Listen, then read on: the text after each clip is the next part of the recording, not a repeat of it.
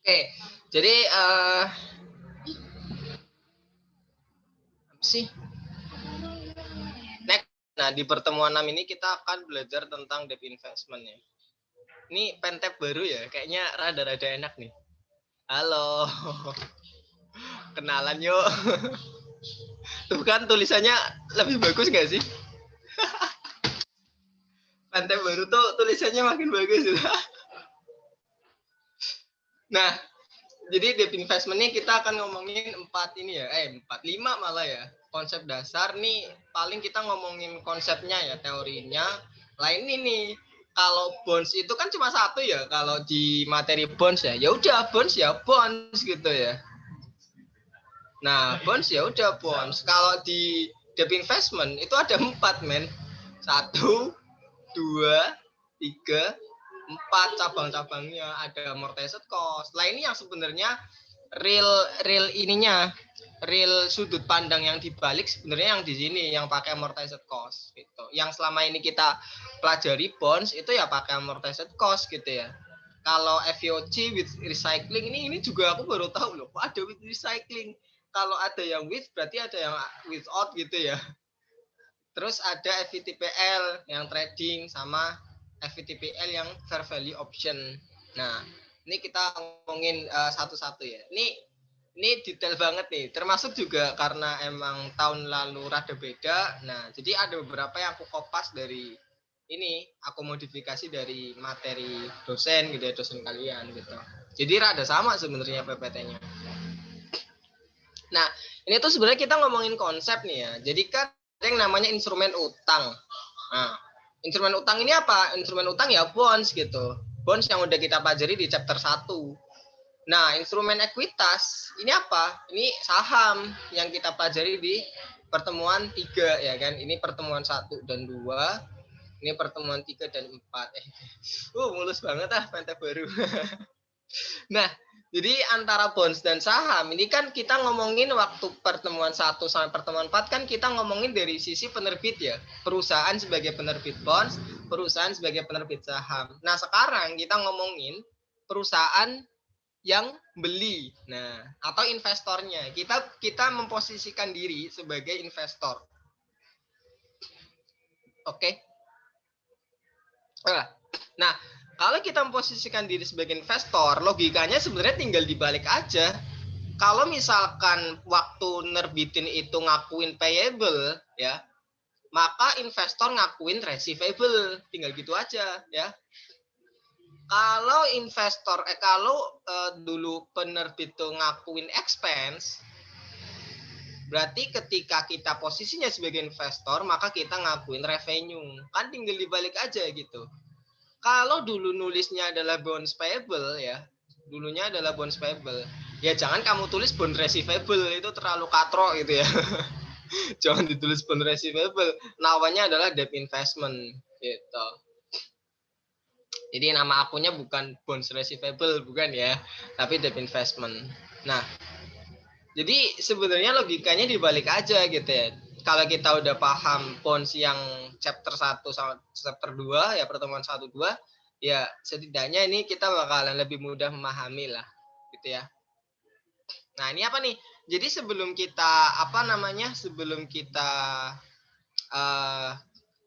tahu nih ya akuntansinya tuh seperti apa. Nah, kita harus tahu dulu karakteristik arus kas kontraktual tingkat instrumen, apakah arus kas kontraktual dari aset tersebut semata pembayaran pokok dan bunga. Nah, ini maksudnya apa nih? Bentar, minum dulu. Ini juga tahun kemarin nggak dijelasin detail gitu ya. Jadi kita ngomongin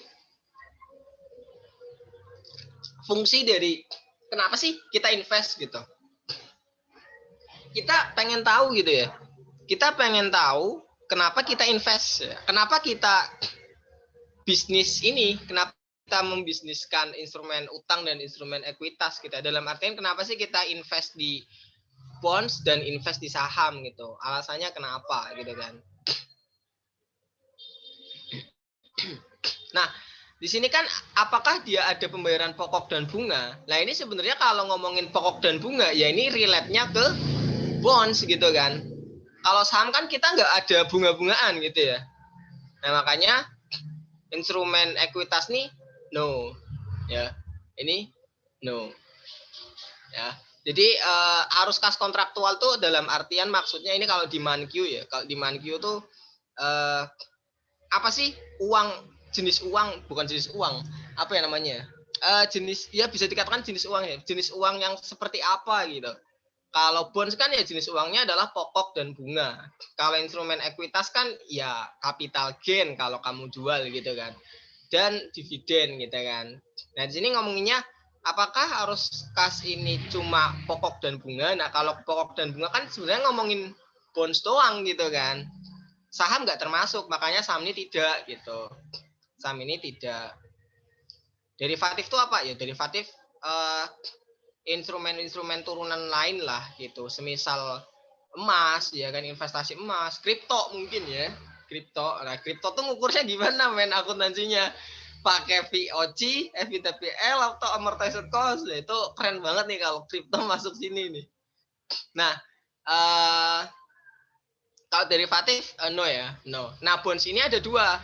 Ada yang memang dia ya emang dia tujuannya pengen pokok dan bunga gitu ya, prinsipal sama interestnya ya. Ada yang memang enggak gitu. Nah enggak ini biasanya trading, yang dia ditradingkan. Jadi kalau trading bonds kan trading nggak cuma saham gitu ya, trading bonds, trading saham, trading currency ya, forex gitu ya. Forex kan semacam trading buat mata uang lah gitu, mata uang foreign currency ya, atau trading kripto itu sebenarnya banyak gitu ya. Kalau trading berarti dia nggak ngarep-ngarep bunga sebenarnya, tapi ngarep-ngarepnya adalah ya capital gain itu, selisih harga gitu ya. Makanya bonds ini punya dua, bisa tidak ya, bisa iya. Nah kalau dia punya pokok dan bunga, ya ini cara nyatetnya gimana? Loh dibagi lagi menjadi tiga, nah, pusing kan? Bagi lagi menjadi tiga, tergantung apa? Tergantung tes model bisnisnya nanti seperti apa.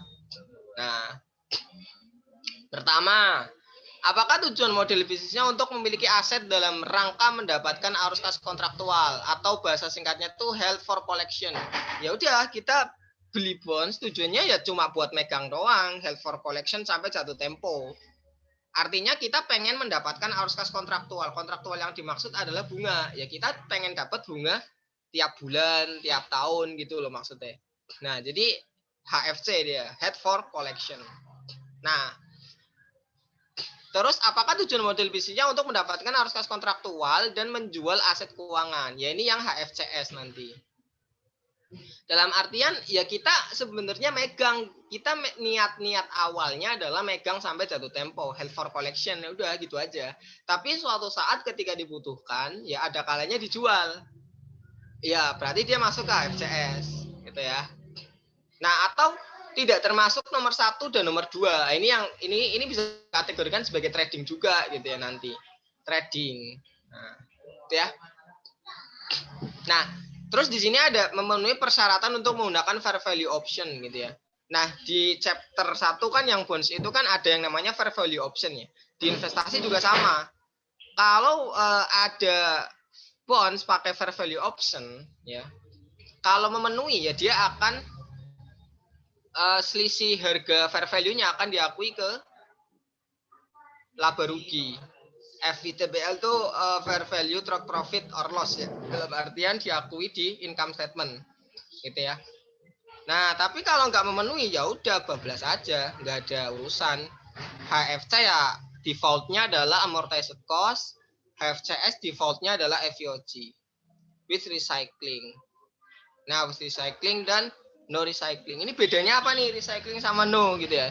Recycling tuh ya kalau misalkan investasi ini dijual ya, bonds ini dijual, itu kan ada yang masuk ke OCI. OCI kan kita tahu ya, kalau OCI ini dia nggak masuk ke income statement kan, dia masuk ke ekuitas gitu. Dia nggak masuk RE, dia nanti masuk di akumulasi other comprehensive income kan di sini.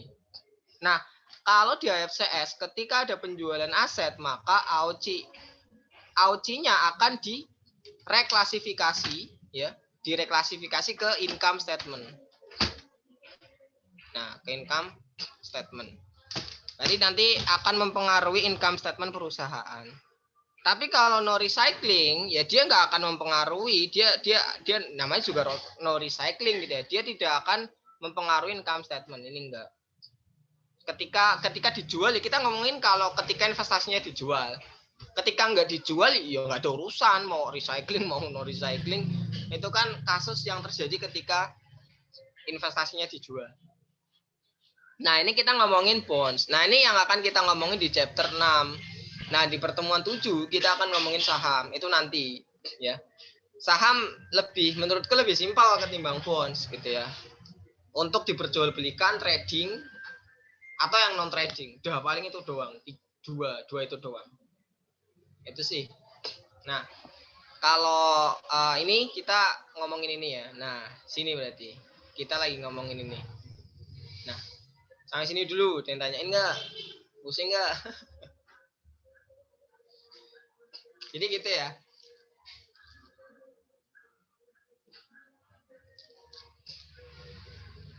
Next ya kalau nggak ada ya. Ayo next. Nah, sekarang kita ngomongin debt investment. Debt investment ini apa? Ya bonds gitu ya. Debt investment adalah bonds. Oke. Ya, ini bonds gitu. Obligasi, apalah bahasanya terserah. Nah, tadi kan ada 3 kan? Ada 3 nih bonds nih. Bonds ini membagi 3 panah. Ada amortized cost, ada FVOC, ada FVTPL. FVTPL itu nanti ada 2 jalur. Jalur dari yang emang dia FVTPL buat trading ya, yang ini trading, atau yang dia pakai fair value option. Nah, yang ini kan pakai trading gitu ya. Kalau yang ini fair value option. Jadi makanya nanti FVTPL ada 2, trading dan fair value option. Nah, gitu ya. Jadi ini berdasarkan pengukurannya, pakai amortized cost, FVOC, FVTPL. Kalau amortized cost dia nggak ada penyesuaian, akhir tahun tuh nggak ada. Ya udah masa bodoh kayak biasa aja gitu. Jadi nggak ada revaluasi lah atas bondsnya itu nggak ada. Jadi mau fair value-nya naik kayak mau fair value-nya turun kayak ya udah masa bodoh kita pakai amortized cost, pakainya adalah yang ada di tabel amortisasi udah gitu. Stop sampai situ. Nah, ini ya. Investasi diukur sesuai amortized cost yang ada di tabel amortisasi nanti. Ini kan kalau diskon dan premium kan nilai carrying value-nya ada di tabel amortisasi ya. Nah, terus tadi held for collection tujuannya adalah ya udah kita megang sampai jatuh tempo. Ini ngulang aja yang tadi. Nah, ini tabel ya, tabel jurnal amortisasi. Persis pokoknya bonds payable yang kita pelajari yaitu berkebalikan persis dengan yang ini amortized cost. Nah, kalau FVOC ya ini with recycling ya itu ada sellingnya. Jadi dia emang tujuannya buat sampai jatuh tempo. Tapi suatu saat bisa dijual. Entah atas alasan apa ya, mungkin suatu saat perusahaan butuh duit bisa dijual atau suatu saat harganya naik drastis bisa dijual gitu. Nah, ini sama gitu ya. Dia tetap bikin tabel sama jurnal amortisasi juga. Nah, nanti investasinya diukur sesuai fair value. Nah, ini berarti nanti ada yang namanya revaluasi akhir tahun. Nah, ini membuat jurnal penyesuaian. Nah, nanti kalau ada selisih antara carrying value dan fair value ya. Misalkan ada selisih nih, ya kan? Selisihnya masuk mana? Selisihnya masuk ke unrealized gain or loss, tapi OCI. Nah, dikasih embel-embel OCI. Ya. Terus ada dia ya, nanti ada namanya apa namanya ya? Akun namanya kontra akun apa ya? Bukan sih. Bukan kontra akun. Apa sih? Ya ada akun tambahan lah. Namanya fair value adjustment. Jadi atas penyesuaian ini ya nanti tidak langsung menambah nilai investment kita, tapi pakai akun perantara namanya fair value adjustment. Gitu ya. Nah, ini saat penjualan saldo AOCI ditutup ke laba rugi karena recycling tadi. Ya. Nah, Kemudian kalau FVTPL ini kan ada dua, trading dan fair value option. Ini sama gitu ya. Ya harus bikin juga tabel amortisasinya. Nah, sebenarnya untuk investasi trading boleh tidak diamortisasi loh. Kenapa? Ya karena emang real market bekerja demikian. Kayak misalkan trading kan, kamu trading bonds misalkan, ya 1 jam aja gitu. Ya masa kamu amortisasi 1 jam gitu, kan repot. Atau lebih panjang lagi deh, misalkan kamu trading tapi swing trading mingguan misalkan. Mingguan tuh ya masa kamu mau mengamortisasi 3 hari, 5 hari, 6 hari, itu kan kayak gabut banget gitu, kayak kamu nggak punya kerjaan. Makanya sebenarnya kalau trading nih nggak usah pakai tabel amortisasi, nggak apa-apa gitu. Kayak ya udah beli fair value-nya berapa, jual fair value-nya berapa, udah segitu aja. Kan trading ini kan kurang dari 1 tahun ya sebenarnya ya. Ini kan kurang dari 1 tahun. Kalau ini kan lebih dari 1 tahun ya. Ini juga lebih dari 1 tahun. Nah, ini kurang dari 1 tahun sebenarnya nggak pakai amortisasi juga nggak apa-apa. Cuma ya karena di stand gitu ya, kita ngomongin stand bukan real market gitu ya. Ya nurut teori aja gitu ya. Nanti tetap dihitung amortisasinya, kan ngeselin kan. Nah, ini waktu itu kan aku diajar sama Pak Resi ya. Pak Resi malah nggak pakai amortisasi, itu nggak pakai. Jadi pakainya tuh udah fair value aja, 12 gitu. Cuma ya nurut stand gitu. Nurut ke stand, oke. Nah, jadi investasinya diukur pakai fair value sama gitu ya. Nah, nanti ada jurnal penyesuaian juga. Nah, bedanya dengan FVOC, kalau ada selisih dia dimasukkan ke laba rugi. Nah, kemudian untuk trading portofolio ini apa nih Kak? Portofolio nih ya, pakai fair value adjustment ya, nantilah gitu ya. Portofolio itu gampangnya kamu nggak cuma punya satu investasi tapi banyak, itu namanya portofolio. Bond si A, bond si B, bond si B, bond si C, bond si D, itu banyak kamu kumpulin jadilah satu portofolio. Itu namanya portofolio. Itu perlakuannya rada beda. Nah, untuk fair value option langsung akun debt investment. Jadi khusus untuk fair value option nanti ya, itu nggak pakai fair value adjustment, enggak, tapi langsung aja ke debt investmentnya, jurnalnya. Kalau ada selisih, ya nambah atau mengurangi debt investment. Kalau yang biasanya kan yang FVOC ataupun FVTPL kan kalau ada selisih diakui ke fair value adjustment, pakai akun perantara lah. Nah, terus kalau misalkan ada biaya gimana? Ada biaya terbit misalkan, biaya legal. Nah, ini kalau misalkan dia tidak pakai VTPL ya, biaya transaksi itu menambah cost of investment. Jadi ya akan menambah investasi kita, nilai investasi kita. Berarti gampangnya investasi kita lebih mahal karena adanya biaya tadi. Nah, tapi kalau dia pakai FVTPL ya, dia akan catat sebagai expense. Nah, itu. Oke, sampai sini ada yang tanyain nggak? Ini teorinya dulu, belum ke jurnal. Kalau udah jurnal udah pusing nanti. Ini omong belum pusing. Oke, nggak ada, lanjut. Nah, sekarang kita ngomongin nih, head for collection. Yang tadi aku bilang gitu ya. Head for collection ini sebenarnya kebalikannya aja. Misalkan ini, kamu nih, dulu waktu perusahaan chapter 1 dan 2. Ini nerbitin yang namanya bonds. Apa nih? Datanya apa nih? Kenapa kok menambah? Kan kalau bonds malah mengurang nilai bondsnya. Nah, sekarang expense tuh, ini kan sebenarnya expense ya. Biaya itu expense kan. Expense tuh saldo normalnya di mana? Di debit, ya kan? Loh, di debit kan? Kalau ada expense harusnya di debit. Nah, itulah kenapa kalau bonds itu mengurangi. Karena bondsnya harus di debit, definisinya kan gitu, mengurangi. Itu logika akuntansinya. Kalau investment kan emang saldo normalnya di debit, makanya menambah kalau ada expense. Gitu ya. FIO tuh mirip kayak revaluasi aset bukan sistemnya? Enggak, beda. Beda. Pokoknya investasi ini absurd banget lah pokoknya lah. Kalau aset penting gitu kan. Walaupun konsep besarnya ya sama gitu. Ada carrying value, ada fair value dibandingin gitu kan. Selesai. Nah, apakah seperti aset? Kita lihat saja nanti. Kita lihat saja ya. Ya mirip-mirip sih, cuma rada absurdan inilah.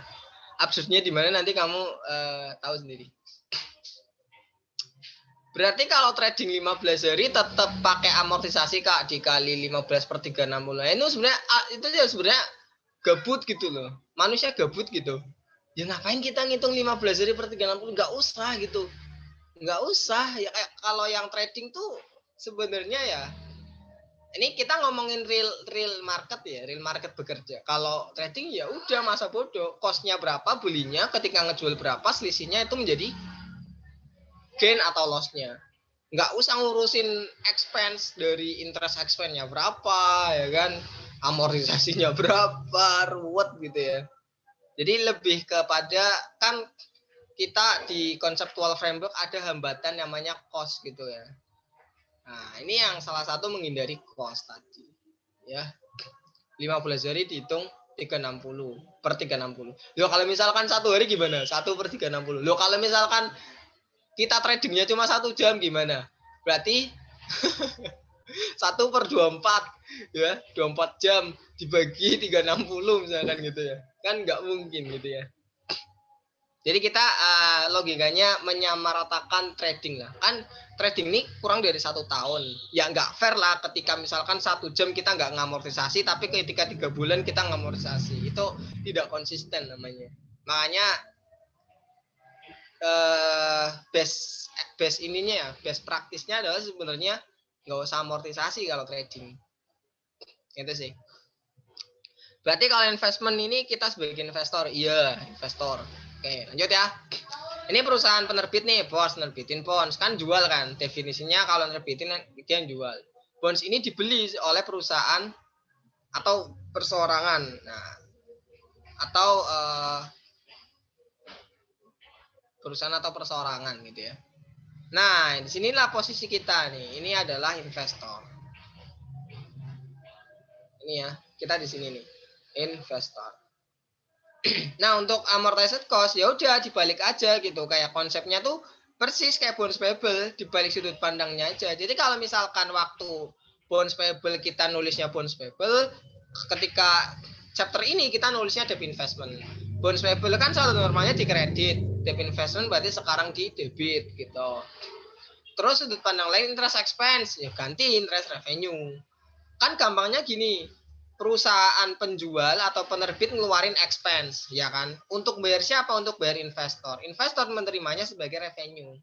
Kan gini kan. Ini dia ngeluarinnya sebagai expense. Tapi ketika masuk ke investor, dia sebagai revenue. Kan seperti itu. Termasuk interest payable, ya perusahaan penerbit utang, ya payable. Tapi bagi perusahaan investor, dia punya receivable, kan gitu. Oke. Ini sudut pandangnya dibalik aja. Nah, ini contohnya nih. Nah, aku sebenarnya rada deg-degan gitu ya jelasin ini ya, karena ruwet terus, ruwet. Ini masih nggak ruwet sih, ini masih gampang sih. 1 Januari ini misalkan membeli bonds PT Bambang ya, dengan nilai 100 juta, ya kan? Static rate-nya 10% dan akan jatuh tempo 5 tahun. Pembayaran bunga tiap tanggal 1 Januari dan 1 Juli. Market rate 12%. Ya, sama konsepnya. Static rate lebih kecil dari market rate. Berarti market rate-nya lebih gede gitu kan. Kalau market rate-nya lebih gede, otomatis investor lebih suka ke market dong ketimbang ke bonds gitu ya. Makanya bonds-nya supaya tertarik gimana nih? Diskon. Makanya ketemunya diskon. Gitu ya. Nah, ini kalau pakai rumus. Nah, rumusnya bendesin aja, nggak usah ditampakkan gitu ya. Intinya hasilnya adalah 92, 639, 913. Udah percaya aja gitu ya. Hasilnya segini gitu. Sebenarnya gimana? Ya udah ada investment pada cash nilai ini. Kan tinggal dibalik aja. Nah, kalau sebagai penerbit dia jurnalnya gimana? Waktu nerbitin ya cash pada bonds payable. Kan gini kan? Dibalik aja sudut pandangnya. Nah, sama juga tabel amortisasinya.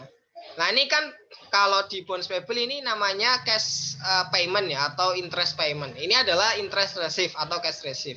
Cash yang diterima. Kemudian di sini interest revenue. Nah, tadinya interest expense waktu dulu. Nah, sama. Nah, ini tabel amortisasinya sama persis. Kalian pakai cheat-sheet yang bonds juga sama sih sebenarnya konsepnya. Tinggal diganti ininya aja judulnya. Ini ya. Next ya. Nah, ini kan amortisasi nih, amortisasi kan. Nah, kita bayar nih bunga pertama 1 Juli 2020. Sorry, bukan bayar, berarti kita nerima ya kan? Ini kok pembayaran? Jurnal penerimaan harusnya nih, salah nih. Ini penerimaan gitu kan, bukan pembayaran, penerimaan kan. Nah, gini ya. 1 Juli 2020. Ya udah, cash receive berarti kita nerima cash 5 juta. Terus interest revenue 5.500.000. Ada selisih masuk ke debit investment. Nah, amortisasi. Kemudian ketika akhir tahun bikin laporan keuangan, harus ada jurnal penyesuaian 31 Desember 2020. Pakai yang mana? Pakai yang ini berarti. Nah, interest receivable berarti pakainya bukan payable ya kan? Karena kita posisinya sebagai investor. Berarti 5 juta ya kan? Debit investmentnya sekian. Ininya 5591. Ya. Oke, sampai sini dananyaan ada yang ditanyakan. Kemudian laporan keuangannya ya sama ya. Nggak ada masalah. Interest receivable ya berarti current asset 5 juta. Debit investmentnya nanti ke long term investment 93790. Ini yang mana nih? Yang ini dong, yang terakhir. Dia pakai amortized cost. Nah, interest revenue-nya berapa? Ya ini dihitung dari ini ditambah ini. Oke, sampai sini ada yang ditanyakan?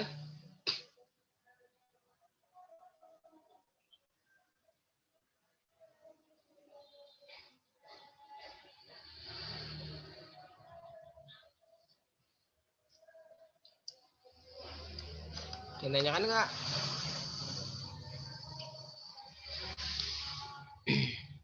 Kalau kalian nggak nanya pusing. Oke, lanjut. Ini masih gampang nih. Nah, sekarang rada-rada ruwet nih. Ini tak kasihkan kasus yang rada advance gitu ya. Ya walaupun di PPT dosen kalian nggak ada yang ini sih. Kak, berarti pelunasan sebelum jatuh tempo bisa terjadi juga. Iya bisa. Apa nih Mbak Yasin? Weh, ngaku Anda. Gantilah, jangan Mbak Yasin gitu. Yang lebih soft gitu loh. Calonnya Yasin atau apa.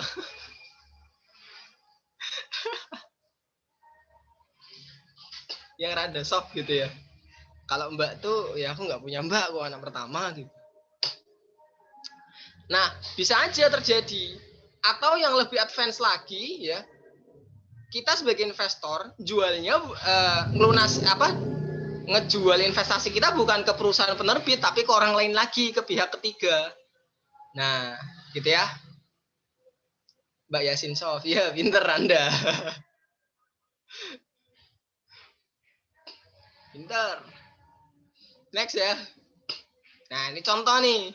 Misalkan PT Stan menjual debit investmentnya 1 Desember 2022 dan mendapatkan cash 99% dari nominal bonds plus cash bunga aktualnya. Maka jurnalnya adalah, nah ini kita kalau ngomongin ini ya, penjualan. Nah ini sebenarnya ada dua tipe gitu ya. Penjualan yang memang dilunasin ya, emang dilunasin sama penerbit atau dijual ke pihak ketiga gitu. Ke pihak ketiga. Dalam artian ya beda orang gitu. Kayak ini perusahaan yang nerbitin bonds gitu ya. Nerbitin bonds nih. Terus ini kamu yang beli misalkan. Nah, kamu ngejual lagi ke orang lain. Nah, ini cewek misalkan. Nah, dia. Ini Medusa. Ya itulah. Jadi ngejualnya beda. Ini kasus advance-nya di sini. Ya nanti gimana? Nanti perusahaan si penerbit kan bakalan ngasih bunga ke orang yang megang bonds, ya kan? Kalau bondsnya udah pindah tangan, bondsnya kan udah pindah tangan nih. Nah, berarti sekarang modelnya seperti ini. Set. Nah, berarti dia udah nggak punya bonds, udah nggak punya. Yang punya bonds adalah pemilik yang baru. Nah, makanya advance-nya di sini nanti. Oke, nah sekarang kita pusing-pusingan. Nah, makanya pertanyaannya, langkah pertama adalah mengamortisasi. Loh, kenapa Kak mengamortisasi ini dia nggak ada interest receivable? Kenapa cuma debt investment pada interest revenue? Atau kenapa nggak ada cash yang dibayarkan, misalkan seperti itu? Kan kalau misalkan kita mengamortisasi, kalau untuk bonds biasa kan amortisasinya kan gini kan. Misalkan berarti interest expense, terus interest payable, atau cash lah langsung dibayarkan gitu ya. Untuk bunga akrualnya, bunga ininya, cash bunga akrualnya, jadi cash pada misalkan bonds payable, misalkan kan gini ya.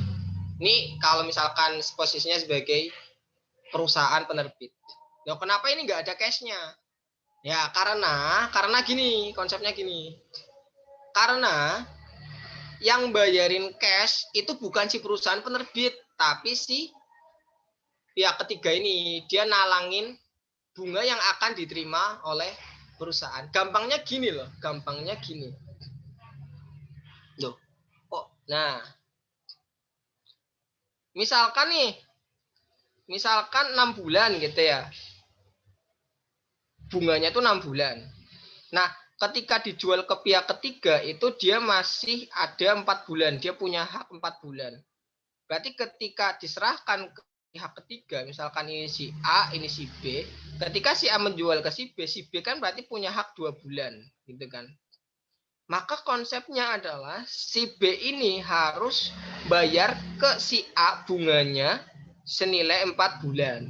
Kenapa? Karena ketika penerbit bonds ini ngasih bunga, dia bakalan ngasih full 6 bulan ke si B. Nah, jadi konsepnya mirip kayak penerbitan di antara tanggal bunga gitu lah. Ada cash yang dibayarkan. Nah, ini nih. Coba di sini revenue bukan expense gitu ya. Jadi ini kalau kita ngejual ke pihak ketiga. Kalau digabung jurnalnya gimana Kak? Kalau di PPT dosen kalian digabung gini aja. Gabungkan ke sini. Berarti kayak jurnal biasa. Ya it's okay gitu loh. Cuma logikanya nggak dapet gitu ya. Dalam artian kita nggak tahu ini bonds ini dijual karena emang udah dilunasin sama pemiliknya ini, atau cash yang kedua dia dijual ke pihak ketiga. Seringnya adalah ini gitu loh. Seringnya seperti itu. Cuma nggak tahu kenapa di PPT dosen kalian tuh nggak membagi ini. Makanya ini tetap tak jelasin. At least buat tahu-tahu kalian aja lah gitu. Kalau misalkan dirasa ribet, gabungin aja juga nggak apa-apa gitu. Kayak biasa, kayak jurnal biasa.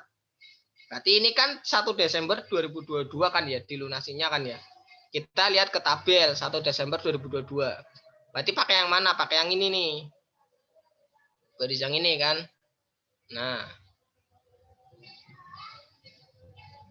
ini berapa nih? 747258. Lunasinya 1 Desember. Berarti dari Juli ke Desember. Juli, Agustus, September, Oktober, November. Ya, 1 Desembernya dilunasin. Berarti 5 bulan. 5 per 6 kali 747, 5 per 6 kali 5747, 5 per 6 kali 5 juta. Ini sama. 5 per 6 kali 5 juta. 5 per 6 kali 747. Ini buat amortisasinya yang ini. Nah, interest revenue-nya digabung nanti. Gitu ya. Ini pemisahan aja. Ini pemisahan ini buat nangkep logikanya lah. Kalau yang ngebayarin cash-nya ini sebenarnya bukan si perusahaan penerbit, tapi si pihak ketiga. Gitu loh. Gimana? Sampai sini pusing? Berarti jurnalnya 3. Iya, jurnalnya 3. Tapi kalaupun kamu mau gabungin ini juga nggak apa-apa gitu. Cuma mispersepsi gitu, bisa ambigu. Yang bayarin cash tuh ya si penerbit atau si pihak ketiga. Kalau ini kan pure ya, yang bayarin adalah si pihak ketiga karena jurnalnya bareng dengan penjualan cash ya. Ini carrying value-nya 90 fair value-nya 99 juta, dapat dari mana? 99% dikalikan 100 juta. Terus debt investment carrying value-nya, nah ini yang baru setelah amortisasi ya. Nah, 96 41 410. Nah, ada selisih masuk ke gain. Gitu ya. Nah, ini notnya baca sendiri aja lah. Udah jelasin kok.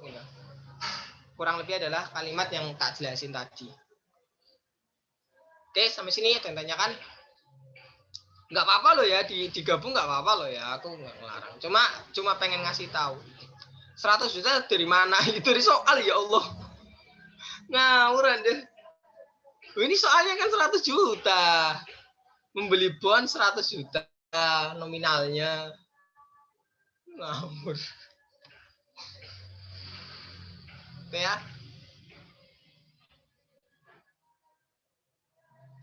Udah tanyain nggak?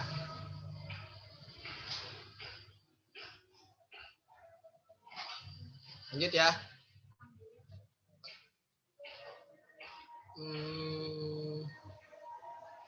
Oke, lanjut.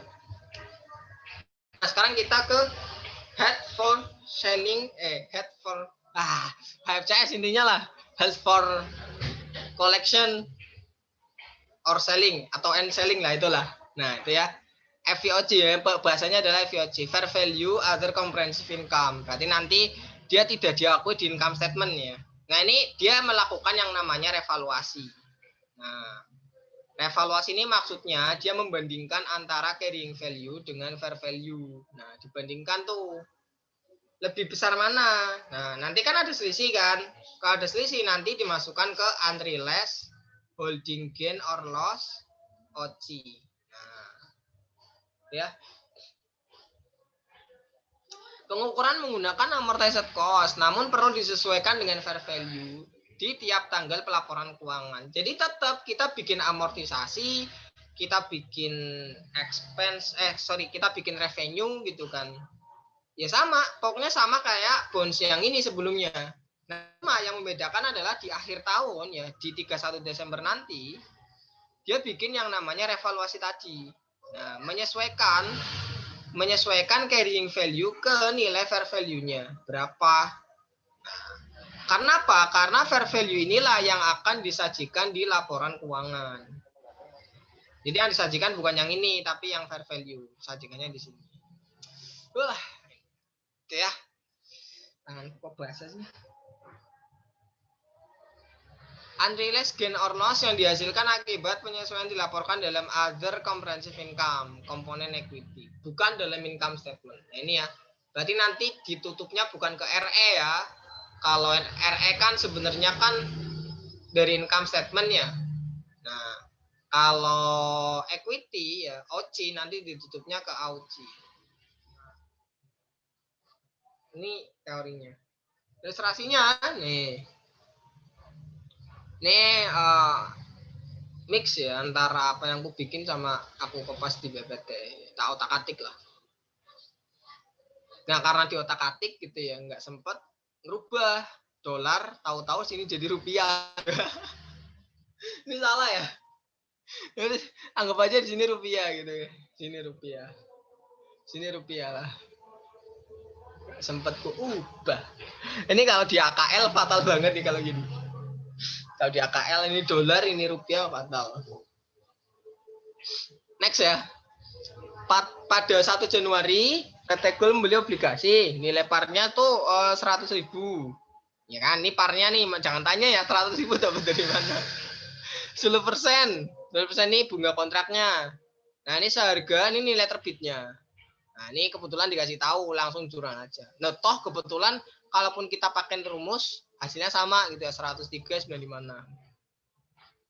Jadi sama antara statement di soal dengan hitungan rumus. obligasi jatuh tempo 1 Januari. Berarti berapa tahun nih? 5 tahun. Yieldnya, nah kalau kita ngomongin yieldnya sebenarnya market rate. Nah, bunga dibayar 1 Juli dan 1 Januari, berarti semi anuali. Nah, kalau semi berarti dikalikan 2. Periodenya bukan 5, tapi 10. Kan gitu ya. Tujuan investasi, nah pasti diketahui. Pasti diketahui nih, tujuan investasi itu buat apa. Nah, di sini perusahaan tuh held for collection and selling. Berarti HFCS. Kalau FCS dia pakai FVOC. Nah, gini. Nah, ini ya jurnalnya. Jurnal pembeliannya gimana? Ya udah, debt investment pada cash nilai 103.956. Kopas saja kan ke sini. Nah, habis itu jurnal penerimaan bunga pertama 1 Juli, berarti yang ini nih. Nah, cashnya kita terima 5.000, terus interest revenue-nya kita terima 4678, ini yang 4678, terus ada debt investment amortisasi ya. Karena dia terbitnya pada premium, berarti dia harus berkurang terus. Berarti debt investment-nya harus di kredit kalau mau berkurang 322. Nah, ini ya 322. Terus jurnal penyesuaian akhir periode ini sama ya. Yang ini 1 Januari 2020 dibikin aktual. 5.000 berarti pakainya adalah interest receivable 5.000. Kemudian debt investment pada interest revenue. Nah, ini sama lah kurang lebih. Nah, sini yang membedakan ya nanti diketahui kalau FVOC nanti diketahui fair value-nya berapa. Nah, di sini diketahui fair value-nya itu 103. Nah, 103 ini dibandingkan dengan carrying value. Carrying value yang mana? Yang terbaru lah, berarti yang ini. Nah, berarti 103.634 ya kan? Bukan lah. Sorry, yang ini berarti yang bawah. Nah, salah ngelingkarin aku. Ini ya. Kan 1 Januari 2020 ini ya. Ini dibandingkan carrying value-nya itu carrying value-nya itu 103.298 ya kan. Terus untuk fair value-nya adalah 103. Ya kita logik aja, investasi kita awalnya 103 lebih. Ternyata kok cuma 103. Berarti kan investasi kita berkurang. Kalau berkurang berarti rugi. Loss dia minus 298. Kalau loss ya udah berarti unrealized holding gain or loss, di debit kalau loss 298. Akun lawannya apa? Pakai fair value adjustment. Bukan debt investment ya, bukan, tapi fair value adjustment. Jadi debt investment-nya itu nominalnya tetap kayak amortized cost. Cuma nanti di laporan keuangan ditambahkan dengan fair value adjustment, ditambahkan atau dikurangi gitu ya. Nah, ini laporan keuangan. Jadi debt investment nanti disajikan dalam nilai wajar fair value. Nah, ini nilai wajarnya 105. Bener ya 105 ya? Kok 105 sih? Ini bener 105. Harusnya salah nih kayaknya nih, 103 nih. Tipe nih. Nah, sebenarnya bikin laporan keuangannya ada 2 tipe. Tipe yang pertama model gini. Tipe yang pertama modelnya gini. Long term investment. Ya. Nah, terus kamu tulis tuh debt investment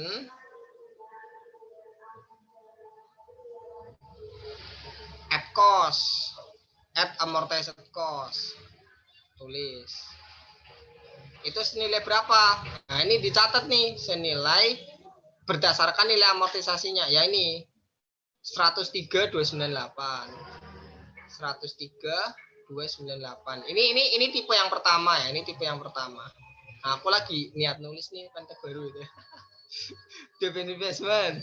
Terus di sini kamu tulis fair value adjustment. Ya. Fair value adjustment berapa? Kamu punya saldo fair value adjustment berapa? Di kredit berarti minus ya.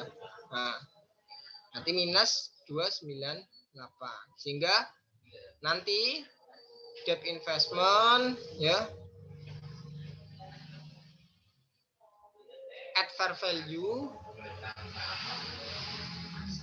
Harusnya adalah 103. Nah, ini ya. Ini kenapa 105 nih? Kayaknya tipe nih. Nah, aku nggak ngecek sama sini tadi. Ini harusnya 103. Ini ya. Nah, ini cara penyajian yang pertama. Penyajian yang kedua, ya udah langsung aja. Kamu nggak usah munculin fair value adjustment di laporan keuangan. Langsung aja kamu tulis debt investment at fair value. Jadi hitungannya tuh di balik layar gitu, nggak disajikan. 103. Gitu. Selesai. Kalau ini kan step by stepnya ada di laporan keuangan. Kalau tipe yang kedua langsung hasil bersihnya aja, hitungannya di balik layar. Jadi fair value adjustment ini sebenarnya ya mempengaruhi laporan keuangan, cuma nggak disajikan secara nyata, tapi di belakang layar gitu ya. Oke. Nah ini kan nanti kan ada unrealized holding or loss ya di other comprehensive income. Nah, ini nanti ditutup. Kan awalnya kan unrealized holding gain-nya kan di debit. Nah, ini nanti ditutup nih. Berarti jurnal penutupnya adalah AOCI pada WGL. AOCI. Nah, senilai jadi berapa nilainya? 298. Senilai 298. Ini jurnal penutup untuk AOCI. Gimana? Sampai sini ada ditanyakan?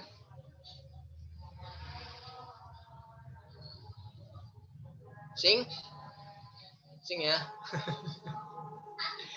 Keren loh, menarik gitu loh untuk bahasan ini tuh. Menarik tapi ruwet. Lanjut ya. Nah, sekarang kita masih di kasus ini,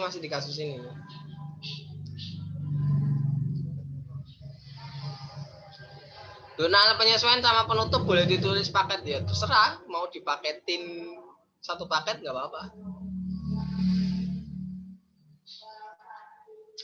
Atau bikin keterangan aja ini jurnal penutup ini. Ini jurnal penutup ya. Nah. Atau kalau nggak tahu, mohon maaf Pak, saya tidak tahu jurnal penutupnya seperti apa. Mohon maafkan saya. Masa Bapak nggak empati sama saya gitu. Misalkan seperti itu. Next ya, ini kasusnya masih berlanjut. Nah, ini sekarang kita ngomong ngejual bonds yang tadi. Kalau langsung ditulis sesuai FV-nya buat penutup akun, ya nggak ditutup, men. Nggak usah. Jadi nggak ditutup. Ya kan nggak, itu kan akun real. FVA itu akun real gitu. Di trial balance, kalian tahu trial balance ya? Nah, makanya tuh yang menarik di tingkatku tuh aku dapat yang namanya praktik pengakun. Itu disuruh bikin siklus dari awal sampai akhir ujiannya tuh. Makanya menarik gitu. Kalau tahun kalian tuh kayak kurang nantang gitu ya nggak dapat praktik pengakun. Di trial balance itu penyajiannya tulisannya seperti ini, debt investment itu nilainya tuh 103,298. Kemudian fair value adjustment 298. Nah, penyajiannya itu bisa dua. Mau pakai ini, mau pakai cara ini. Yo ditutup nggak? Yo enggak gitu. Yo enggak. Ini masalah style aja. Style nulis di laporan keuangannya aja. Ini masalah seninya aja. Tapi real akunnya kan ada di trial balance sebenarnya ya. Trial balance dia akun ini akan terbawa, akun real dia, bukan akun nominal. Jadi nggak ditutup. Ya.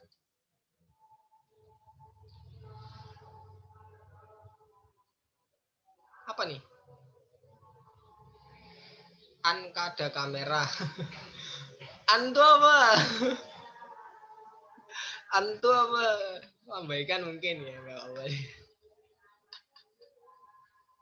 Udah. Oh, salah kirim.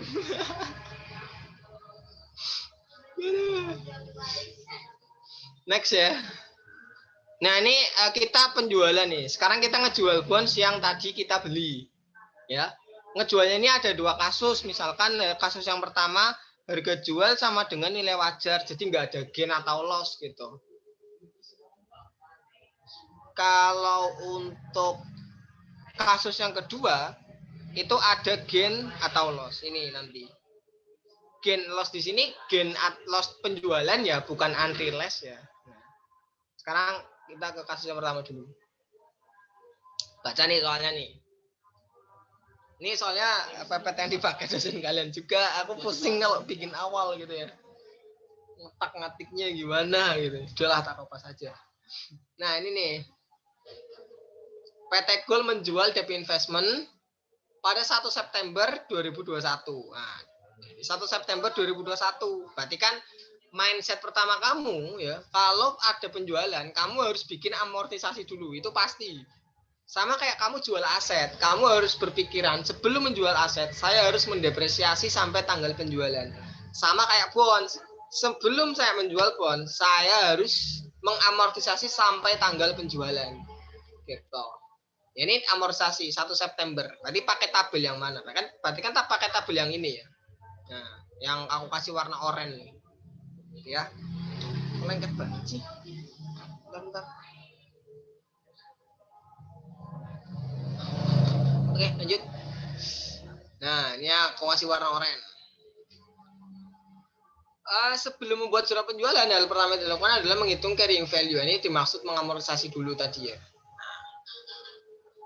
Ini udah dikasih clue, enak banget ya. Soalnya baik banget ya dosennya. Nah, sebenarnya nanti ini yang pertama kali dipikirkan. Kita harus bikin jurnal amortisasi. Ya, ini kan jurnal amortisasinya cashnya langsung digabung ya. Nah, langsung digabung. Berarti yang tadi kita ngomongin bonds awal tadi, yang ini kan dipisah nih. Yang jurnal di bawah ini dengan di atas kan dipisah cashnya gitu kan. Kalau ini digabung, ya digabung aja. Biar nggak ribet gitu ya. Udahlah gabung aja. Toh nilainya sama gitu kan. Misah tuh buat bangun logika berpikir aja sebenarnya. Jadi ini digabung 2/6. 2/6 dari mana? Ya dari Juli ke September. Juli, Agustus berarti. 2/6. 5.000. Ini kalikan ini. 2/6 kali 4599. Ini ya, terus revenue-nya. 2/6 kali 401. Nah. Cash-nya 1667. DP investment-nya amortisasinya 134, interest revenue-nya 1533. Nah, ini kan awalnya kan 102 carrying value-nya. Terus ada amortisasi. Ini kan premium berarti berkurang. Berarti minus 102 195 ini ya. Dikurangi 134 amortisasi. Carrying value saat ini adalah 102.061. Nah, sampai sini step sini paham ya? Next kemudian ya. Nah, ini yang mulai advance nih di sini nih. Di sini asumsikan harga jual investasi adalah sesuai nilai wajarnya. Jadi ya udah, harga jual sama dengan nilai wajar. Harga pasarnya berapa bond saat ini? Oh ya itu harganya, ya udah deal. Nggak ada negosiasi. Nah, nggak ada negosiasi antara penjual dan pembeli. Itu bisa terjadi ya, bisa jadi lebih murah, bisa jadi lebih mahal. Nah, sebelum nyatet penjualan, langkah pertama kita adalah membuat jurnal penyesuaian saldo AOC atau revaluasi gampangnya. Kita harus revaluasi dulu. Nah, revaluasi atas carrying value dibandingkan dengan fair value. Nah, kan tadi kan fair value adjustment ya, itu kan saldonya terbawa sampai selamanya, gampangnya kan gitu kan. Lah di sini diasumsikan sama kayak AOC kan juga terbawa ya sampai kapanpun. Di sini diasumsikan posisi 1 September ya itu saldo AOC-nya tuh 100. Nah, jadi saat 1 September saldo AOC-nya tuh 100 atau FVA-nya fair value adjustment sorry. Fair value adjustment-nya itu dia punya saldo 100. Nah, ini kan di debit berarti ya fair value adjustment-nya. Nah, jadi kalau kita ngomongin fair value adjustment, kita pakai konsep AFDA. Mirip kayak AFDA yang bagian persentase terhadap RE. sorry bukan RE, AR. Account receivable gitu ya. Kan dicari nilai akhirnya. Yang di jurnal adalah selisihnya. Kan konsepnya kan kayak gitu. Nah, sama kayak fair value adjustment. Nah, mungkin nanti kalian bakal lebih ngeh ketika di portofolio deh.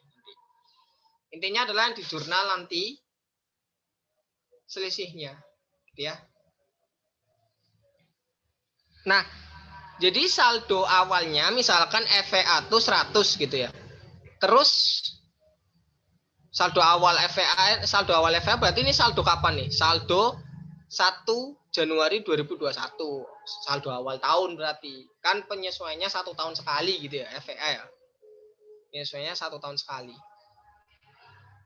Terus ulangi 100 kan. Nah, setelah kita hitung lagi carrying value 1 September dibandingkan dengan ini bukan banding, ini sama dengan ya ini dibandingkan dengan fair value 1 September ketemu di sini fair value-nya 102, carrying value-nya adalah 102.061. Berarti ada selisih berapa? Selisih 61, ya kan? 61. Lebih tinggi mana? CV atau FV? Di sini lebih tinggi carrying value-nya. Berarti fair value-nya berkurang.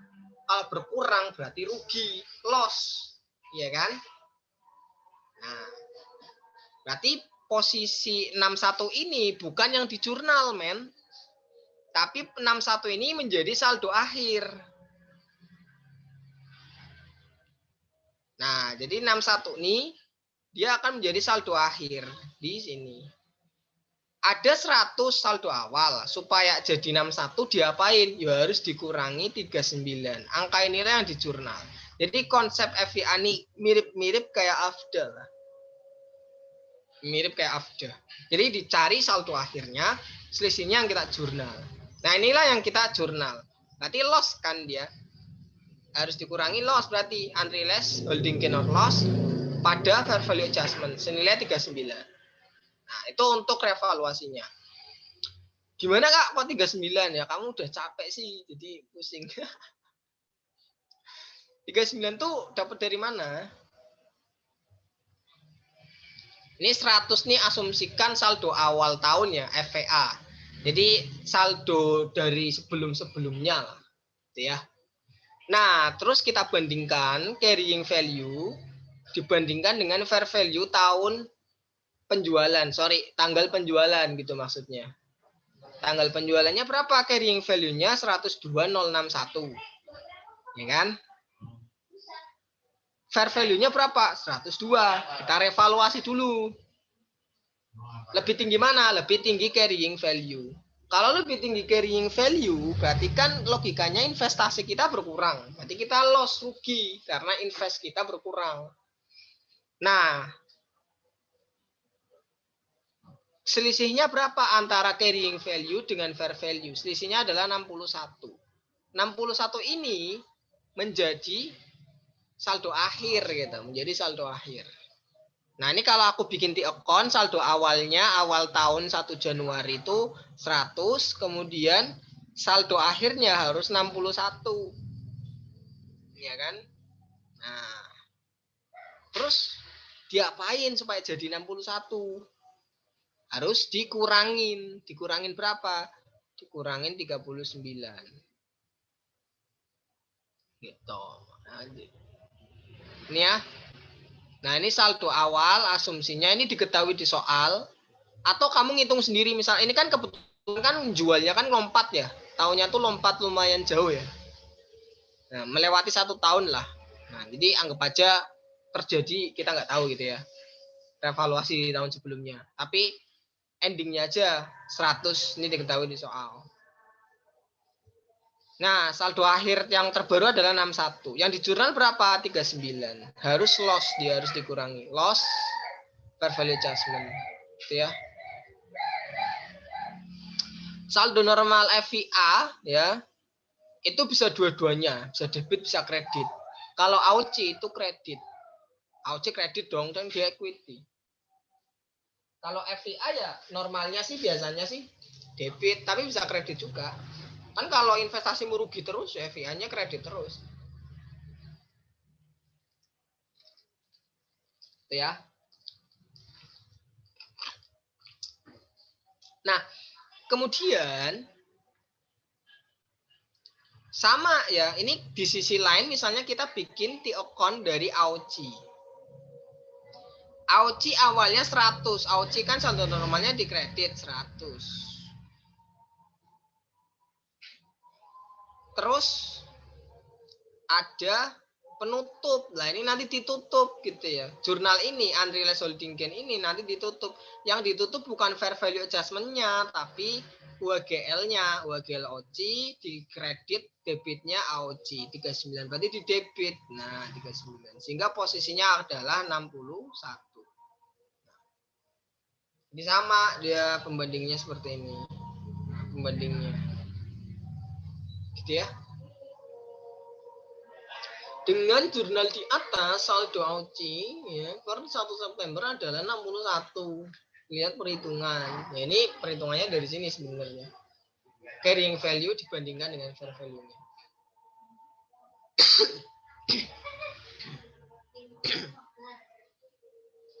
Nah, habis itu setelah adanya revaluasi, kita jurnal. Ya kan, kita jurnal penjualan. Cash yang kita terima berapa? 102. Nah, kemudian debt investment-nya kan ditutup 102.061. Terus selisihnya masuk mana? Masuk fair value adjustment. Kenapa bukan loss on sale? Ya ini karena harga jualnya sama dengan nilai wajar. Jadi sebenarnya definisinya adalah kita menutup fair value adjustment. Loh kok ditutup Kak? Ya sebenarnya nggak ditutup, kan investasinya nggak cuma satu gitu kan. Kan fair value adjustment jumlahnya nggak cuma 61, tapi ada fair value adjustment milik bonds yang lain kan, bisa aja gitu ya. Nah ini berarti fair value adjustment milik bonds tersebut ditutup 61, kemudian ada investment. Ya. Nah ini baru kita melakukan yang namanya recycling atau reklasifikasi, ya, reklasifikasi dari AOCI nanti.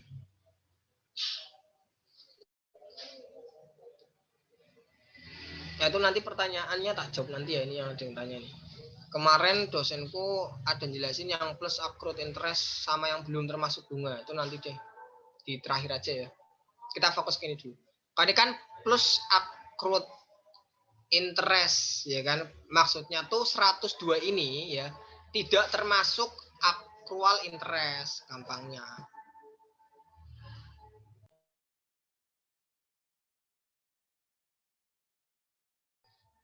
Dalam artian 102 ini pure semua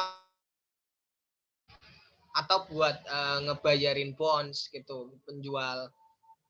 Accrual interest ya udah urusannya sendiri gitu kan, nominalnya sendiri.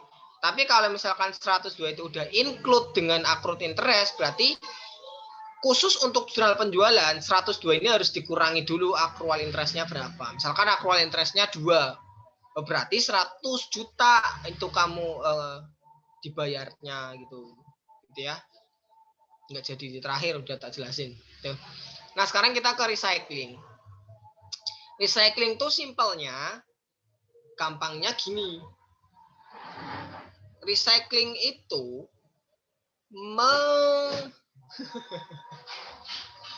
merileskan apa yang sebelumnya unrealized. Kan ini kan unrealized. Kenapa kok jadi realized? Ya karena udah dijual. Kenapa sih dulunya unrealized? Karena kita masih megang barang tapi harganya berubah-berubah gitu loh, naik turun. Nggak ada laba rugi yang memang nyata gitu. Laba ruginya tuh maya, unrealized tuh maya gitu. Dia masih dalam mimpi, masih dalam bayangan gitu. Tidak ada di hadapan kamu gitu. Tapi kalau realized itu emang udah terrealisasi. Artinya kita emang udah terjual. Selisih harganya ya emang seperti itu. Sama kayak misalkan saham gitu ya. Saham harga kita minus terus. Ya kalau selama saham itu nggak dijual masih unrealized. Kerugian itu hanyalah sebatas angka, gampangnya kan gitu. ketika kamu udah ngejual, maka kerugian itu real benar-benar terjadi kamu dapatkan.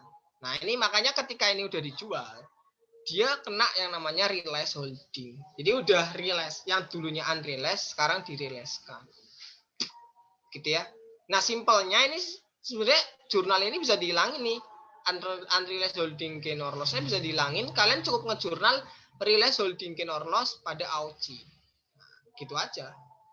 Berarti gampangnya kalian menutup AUCI-nya gitu. AUCI-nya ditutup ke realized holding gain. Gitu ya. Nominal yang di jurnal pas recycling itu berarti saldo FV akhir-akhir. Iya. Kalau dilihat di sini, iya di sini 61, di sini 61. Sama ya. Harga jual sama dengan nilai wajar. Nah, sekarang kalau harga jual tidak sama dengan nilai wajar. Kalau dijual sebagian doang, tetap ada jurnal. Ya ada, berarti jurnal recyclingnya sebagian. Sebagian dari OC-nya berapa? Misalnya dijual 50%. Ya 50%-nya aja gitu. Ruwet kan?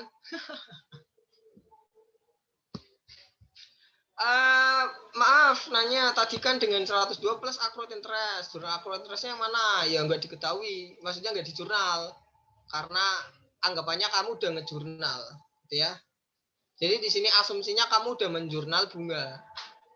Oh enggak, ini jurnalnya, sorry. Enggak, ini jurnalnya nih kamu udah jurnal. Ini cashnya kan 1667 nih. Sorry. Nah, bukan asumsi, emang kamu udah ngejurnal. Ini yang dimaksud plus accrued interest. Ini accrued interest gitu. 1 September. Berarti 102 ini tidak termasuk 1667. Tapi kalau bahasanya adalah 102 include gitu, termasuk di dalamnya adalah accrued interest, maka uang yang sebenarnya buat lunasin itu bukan 102, men, tapi berapa? 102 dikurangi 1667. Berarti sejumlah 10333. Nah, 10333 itulah yang dijurnalkan ke sini nantinya. Gitu ya. Gampang ya. Nah, itu main logic aja sih.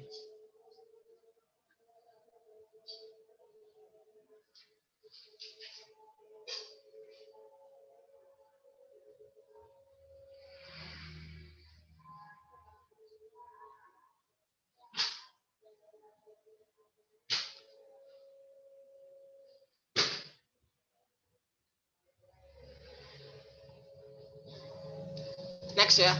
Nah, oke, ini kayaknya nggak sampai deh satu buat bahas semuanya. Semoga sampai deh.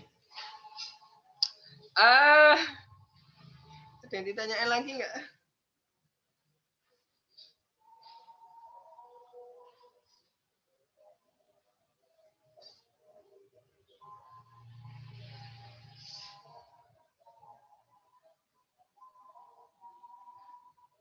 Gas, oke lanjut. Ya. Ini kenapa aku rada-rada seneng ya jelasinnya ya. Kayaknya tuh karena pentek baru ya. Enggak juga sih. Bentar ya.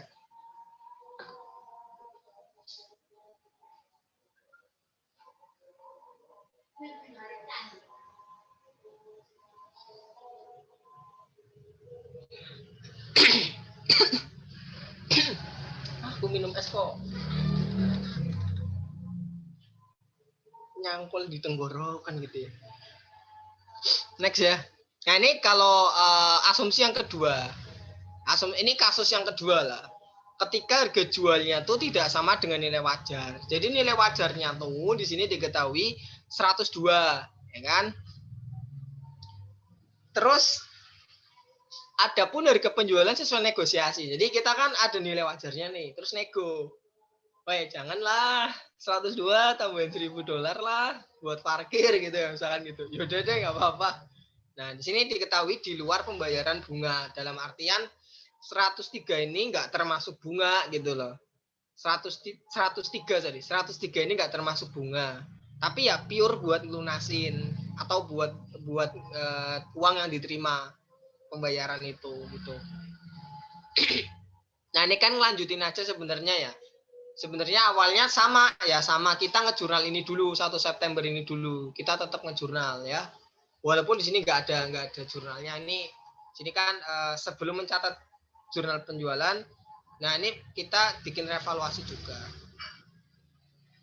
Nah ini kan jurnal penjualan mana sih? Berdasarkan data sebelumnya CA Debt Investment per 1 September. Ini dapat dari mana? Ini awalnya kita ngejurnal yang awal dulu nih, yang atas dulu ini. Gitu ya.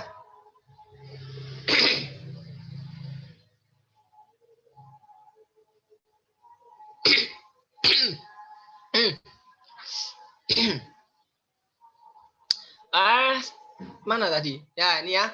Ini sama nih, kita bikin revaluasi juga. Nah, revaluasi pakai yang mana? Yuk pakai yang 102 ya, jangan pakai yang 103. Jadi yang direvaluasi itu bukan negosiasinya, tapi nilai wajarnya. Nah, ini beda ya. Beda nanti. Makanya bedakan antara nilai wajar dengan hasil negosiasi. Hasil negosiasi itu yang fix gitu ya. Yang fix emang terjadi. Sepakat lah. Ini mau dijual berapa?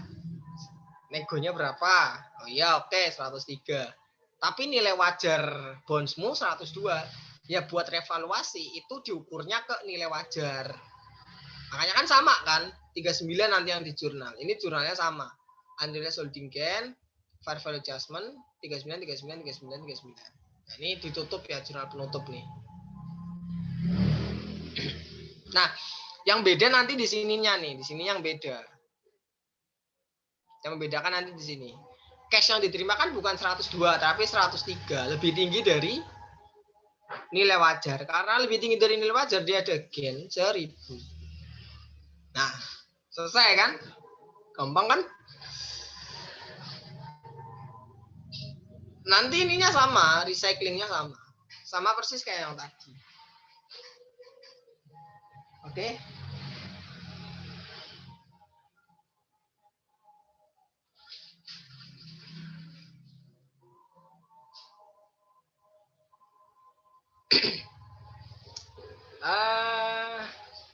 Boleh ditanyain nggak?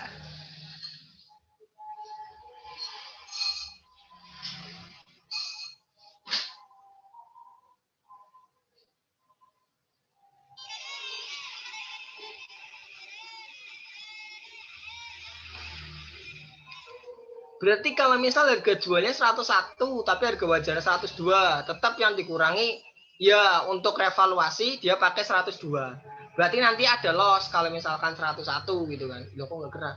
Oh ya ini. Ya pantas lah gerak. Berarti nanti cashnya 101, berarti kan nggak balance tuh. 1000-nya berarti bukan gain on sale, tapi loss on sale. Ya.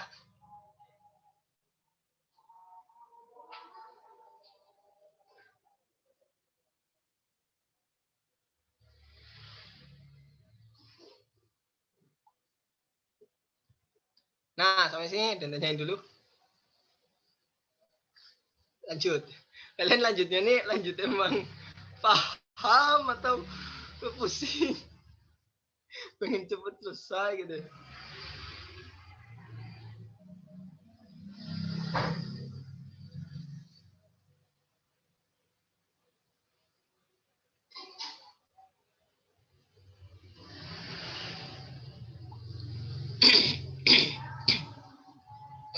Ya, kalau paham syukur ya.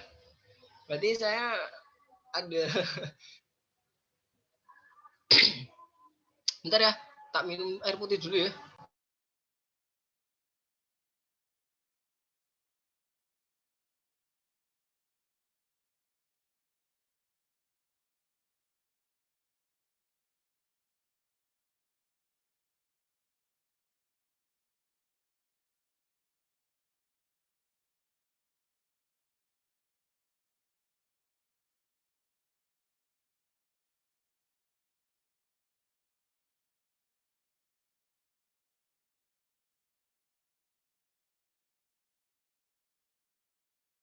Nah ini sekarang investasi portofolio ya. Kalau portofolio ini kita punya banyak investasi. Jadi ya nggak cuma satu bonds.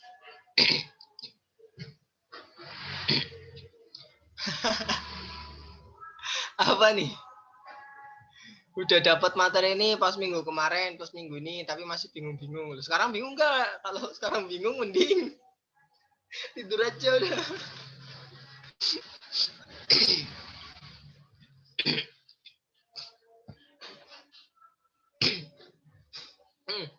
Nah, jadi kalau portofolio ini ya dia punya banyak investasi, nggak cuma obligasi di satu perusahaan. Ini contohnya kalau di sini HFCF milik si PT Syukur nih, Syukur. Nah, Syukur nih kayaknya adiknya Syakir ya. Syukur Daulay. Memiliki 2 investasi utang yang diklasifikasikan HFCS. Nah, data 3 Desember sekian. Jadi ada PT Solutif, PT Maju ya. Ini total portonya sekian. Jadi amortized cost ini sama ya nanti ya. Dia dicari amortisasi cost-nya 203, 482 ini di total. Nah, kalau ada portofolio nanti hitungan fair value adjustment ataupun unrealized holding gain or loss-nya itu nanti gabungan. Nah, makanya nanti bisa jadi ada yang satu yang untung dia, yang ini untung nih. Obligasi PT Solutif untung. Nah, tapi PT Majunya loss. Nah, totalnya berarti loss. Nah, loss inilah yang di jurnal. Ini saldo fair value adjustment sebelumnya 0. Nah, karena itu yang di jurnal yang ini. Kalau saldo fair value adjustment-nya misalkan ada 10.000 misalkan, ya berarti yang di jurnal berapa selisihnya gitu aja. Berarti yang di jurnal 15.000. Ya. Terus ini masuk kemana nih? Habis ini masuk ke yang ini, yang hijau. Yang hijau bukan sih? Ini ke samping aku bawahnya. Pusing aku. Ini gimana cara baca tab jika diasumsikan? Ini ya. Jadi kan kita ngejurnal ini ya. Kita ngejurnal ini. Oh, ke sini berarti ke samping, ke samping. Ya Allah. Ini biru, ini hijau, liter L, ini ungu gitu. Nah, berarti ke samping ya ini ya. Diasumsikan jurnal amortisasi dan penerimaan udah dibuat. Jadi ini bendesin aja kita nggak usah ya harusnya kita ngejurnal tapi di sini bendesin aja. Di balik kasus lah, di balik kasus. Nah, di sini tuh unrealized holding gain ya kan loss kan ya. Loss. Fair value adjustment loss kan. Nah, terus ada AOCI pada unrealized holding gain. Ini jurnal penutup nih, ini penutup ya. Penutup. Terus nah ini ketika ngejual nih, ngejual. Misal pada 1 Juli ya menjual obligasi PT Solutif yang dijual yang ini nih. Yang Solutif yang maju enggak ya. Karena dia masih maju gitu. Solutif dengan harga jual sesuai dengan nilai wajar. Ya wajar lah mungkin dijual karena untung ya. Ini lagi untung nih, jual lah gitu. Saat itu obligasi Watson punya amortized cost sebesar 202.749. Nah, ini apa nih? Nilai wajarnya sekian ya. 204.500 ya. Kemudian nilai amortized cost-nya 202.749. Oke. Nah, di sini ada selisih gain. Selisih gain ini dari carrying value dikurangi dengan fair value-nya. Nah, fair value-nya kan berarti lebih besar. Lebih besar, lebih kecil. Enggak. Sorry, kebalik. Nah, fair value-nya kan yang 204 ya. Fair value dikurangi carrying value. Ini yang 204, ini yang 202. Nah, jadi kan ada selisih ya. 204.500 dikurangi 202.749 selisihnya adalah 1751. Nah, karena fair value-nya yang lebih besar berarti dia untung kan 1751. Nah, tapi jangan di jurnal yang ini. Karena kita lihat dulu obligasi PT Solutif dia punya saldo berapa? Dia punya saldo gain 1402. dia punya saldo FVE ya. Gampangnya kalau kita pisahkan gitu ya, sebenarnya nggak dipisah tapi digabung ya. Tapi seandainya kita pisahkan gitu, fair value adjustment solutif dia saldo akhirnya dulu itu di sini 1412. Nah, sekarang gimana caranya supaya saldo akhirnya menjadi 1751? Nah, maka harus ditambahkan di sini kan, ditambahkan senilai 339. Nanti fair value adjustment-nya harus di debit 339 ya. Ini 339. Habis itu ditutup unrealized holding gain or loss AUCI 339. Oke.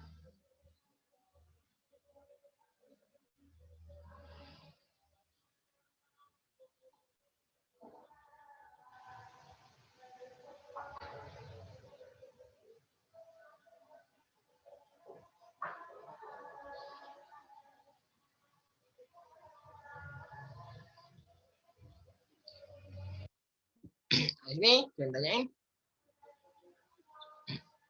K1412 dapat dari mana? Mana 1412? Lo ini di soal diketahui. Ini jelas banget. Ini kan di soal diketahui. 1412 dapat dari mana? Dapat dari 203 588 dikurangi 205.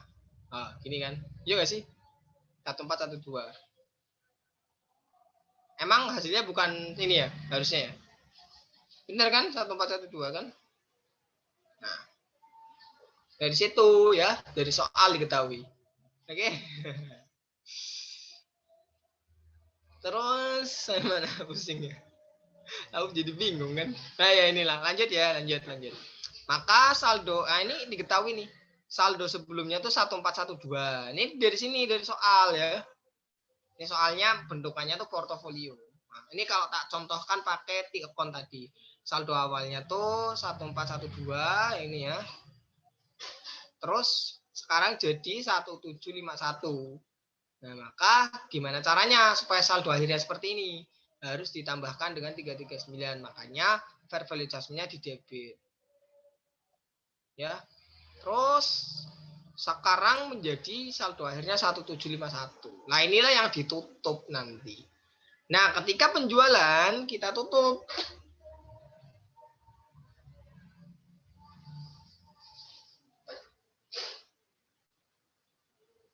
Kita tutup, cash-nya kita terima dulu dong. Cash-nya adalah 204 500 ya kan. Di sini kan kebetulan berarti cash-nya sama gitu kan dengan nilai wajarnya. Jadi nggak ada di sini, nggak ada pernyataan hasil negosiasi atau apa gitu ya. Makanya dia nggak ada gain on sale atau loss on sale gitu.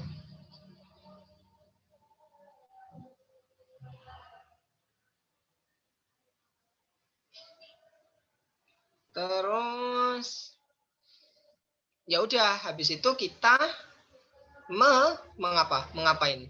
Ya mau recycling. Recycling ini sebenarnya nggak usah pakai jual ini juga nggak apa-apa. Ini kan nanti hilang ya. Recycling ini kan sebenarnya satu paket ini ya. Langsung aja AUCI pada realize. Karena sebenarnya karena gini konsepnya, kamu bisa langsung menjual AUCI pada realize juga nggak apa-apa. Dalam artian AUCI ini kan adalah akumulasi dari unrealized. Kalau mau merealize kan tinggal dibalik aja kan gitu. Nggak usah pakai unrealized, realize, AUCI, unrealized. Ruwet ini, malah bingung logikanya nggak dapat kalau kayak gini. Jadi langsung aja AUCI pada realize holding 1751. Jadi yang tadinya unrealized masuk AUCI terus dikeluarin lagi karena udah realized. Nah, makanya gitulah.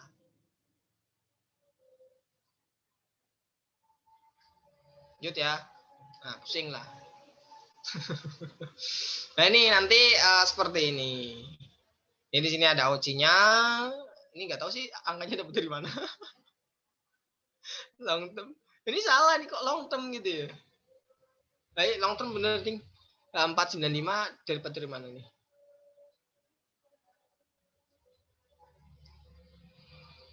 Ya, karena ini ya.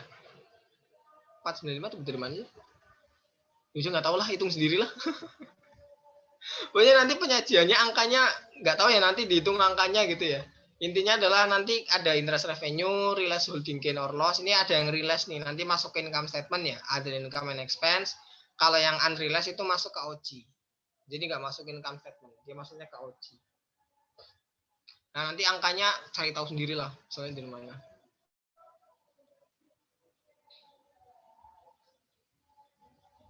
Ya, ada di tabel. Tabel yang mana sih? Aku nggak baca. Oh, yang ini ya Allah. 475. Oh, ini kok ini 495? Oh iya loh. Kok 495?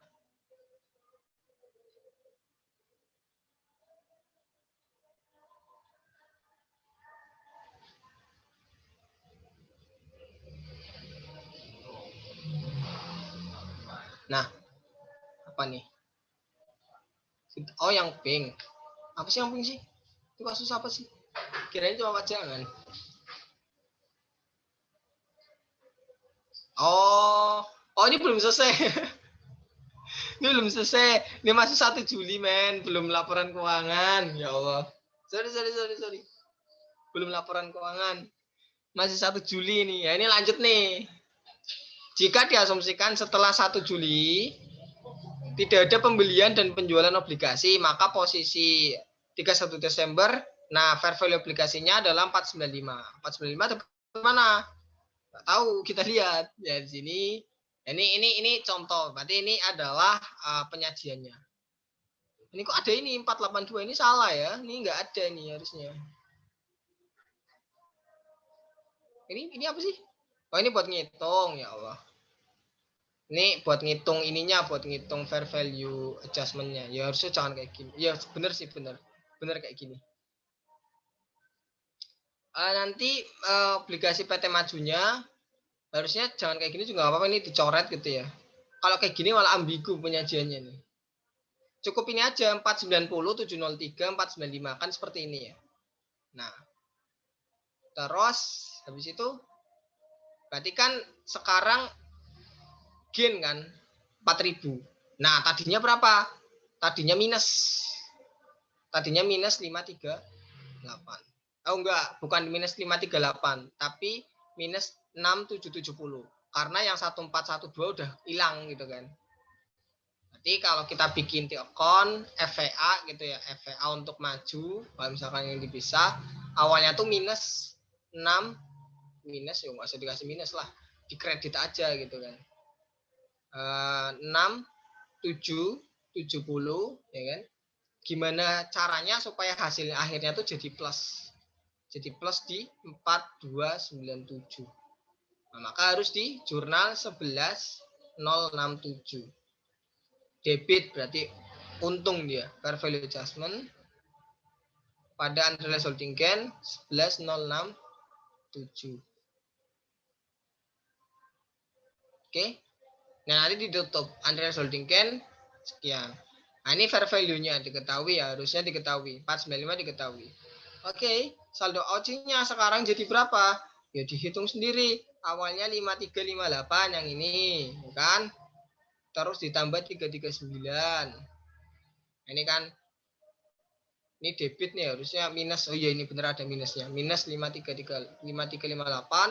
Terus di sini OC-nya ditambah karena kredit, terus dikurangi 1751 terus ditambah ini. Selesai ya solusinya. Apa nih loh Kak, itu dia kondisi rugi terus loh Kak. Mananya rugi? Enggak, kok ini untung kok. Makanya ini tak coret nih, yang atas ini tak coret. Ini rada ambigu penyajiannya. Harusnya enggak kayak gini. Penyajiannya ya ini kan Desember 31 2020 loh. Ngapain masuk-masukin yang 2019? Kan aneh gitu kan. Cukup gini aja. Nah, nanti saldo fair value adjustment sebelumnya kamu tulis di sini. Ini harusnya tabelnya persis kayak ini gitu ya.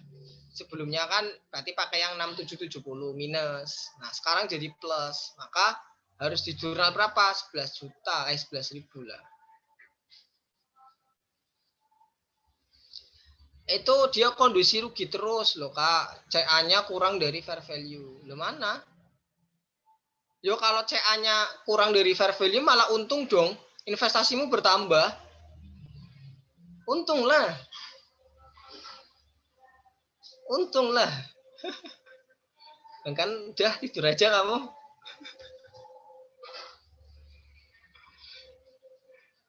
Nah, ini ya nanti hasilnya di sini.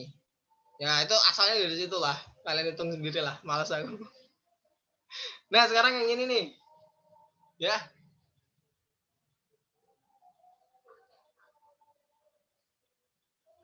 Mas, yang 11.057 yang tadi jadi fair value sebelumnya. Ya, nanti di tahun depan itu akan jadi fair value sebelumnya. Untuk tabel portofolio tahun depan. Gitu ya.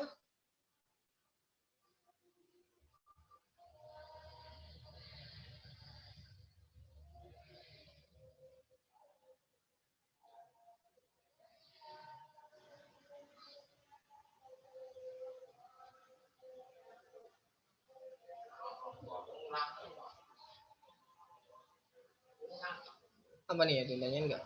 Oh, enggak. Makasih. Ya, sama-sama. Nah, sekarang kita ke FVTPL yang trading. Nah, ini bentar lagi selesai kok. Tuh, udah ya. 4 menit lagi. Kuat ya. Kuat ya. Anda harus kuat. Ini 8 orang udah live. Udah amat ah. Mungkin udah malam ya. Kasihan nggak kalau misalkan dia WIT, ya kan? Udah jam 12.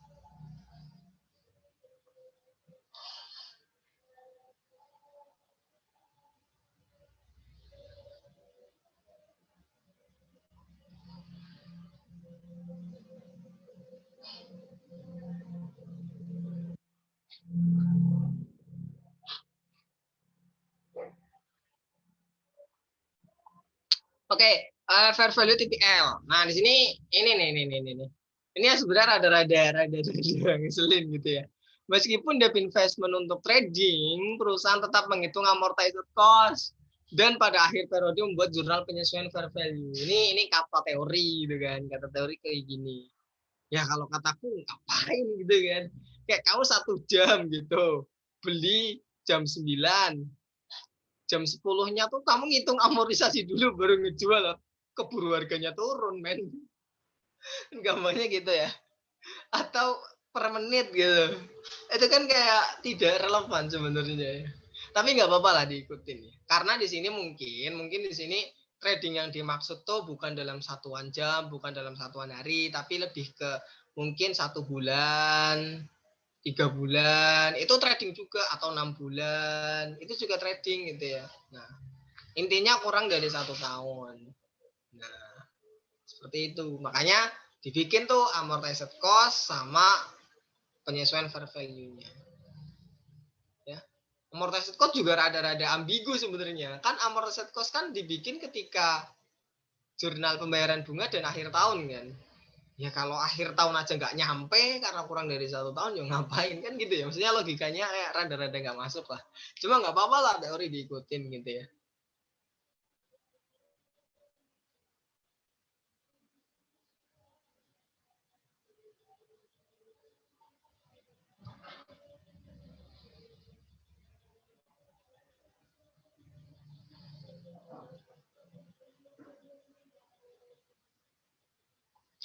Diniatkan untuk diperdagangkan. Sorry ya, tadi diem rada lama, aku lagi balas chat. Diniatkan memang untuk diperdagangkan. Ya ini ya emang untuk dagang. Jadi ya udah, ketika harganya tinggi ya lu jual gitu loh. Dilaporkan pada fair value. Ya ini you don't say, judulnya aja fair value gitu. Unrealized gain or loss yang disebabkan karena fair value akan diakui dalam income statement. Jadi nanti pakainya UHGL ya. Income, bukan OCI, beda ya. Nah, ini contohnya seperti ini. Loh, kok putih? Oh, ini. Ini kita contohnya. Kalau trading biasanya dia punya banyak itu ya. Karena kalau trading nggak mungkin satu barang, ya sama kayak inventory lah. Inventory cuma 1 buah kan enggak, tapi banyak itu ya. Biasanya kalau trading obligasi juga gitu. Makanya bentuknya tuh kayak portofolio. Pakai konsep yang portofolio tadi.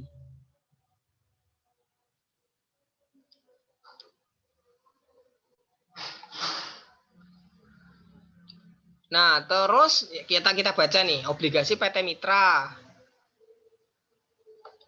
Terus obligasi PT Sobat. Obligasi PT Top. Nah, ini amortized cost-nya ya kan. Ini fair value-nya.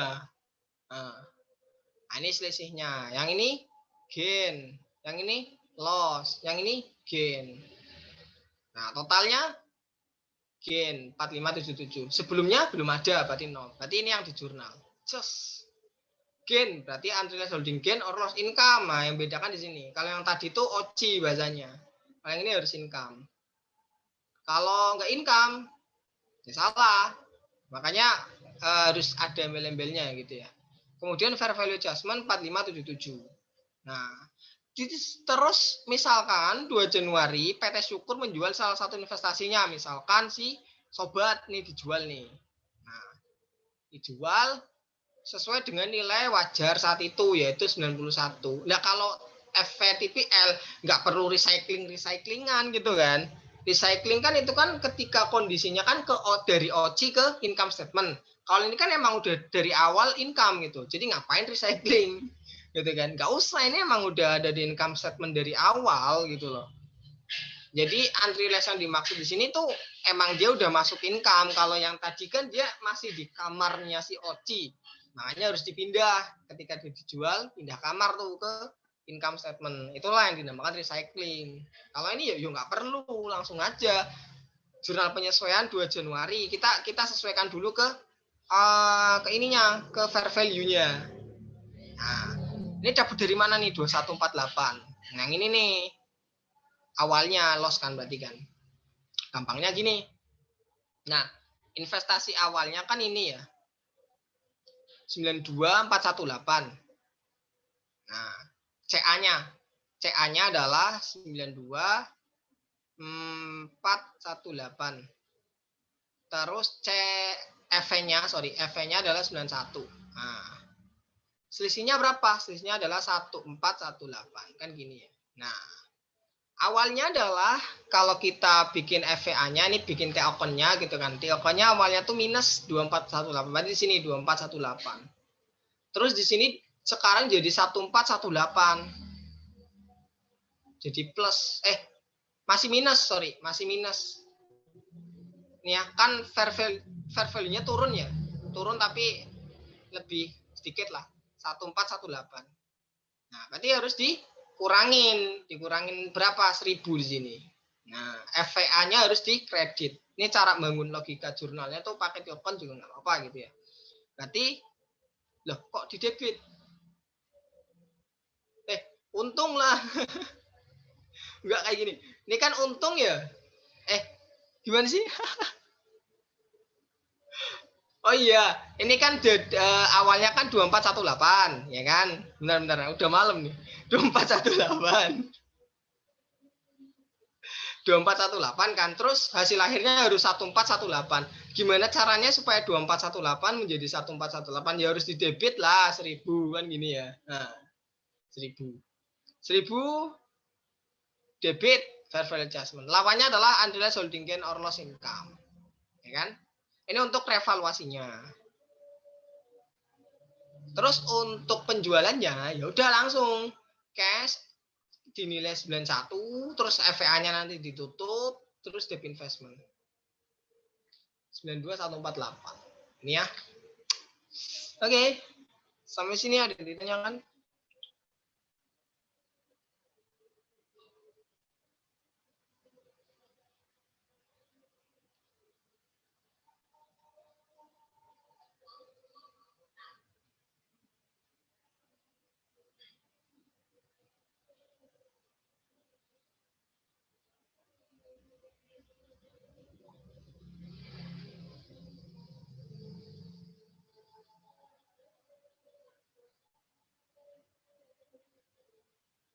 Ada yang ditanyakan? Lanjut.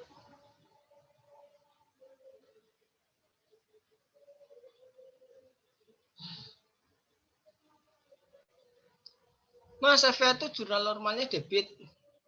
Ya kalau dia menambah investasi berarti di debit gitu.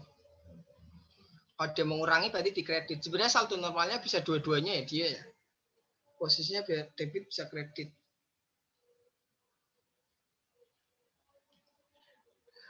Pusing. Ya, pusing.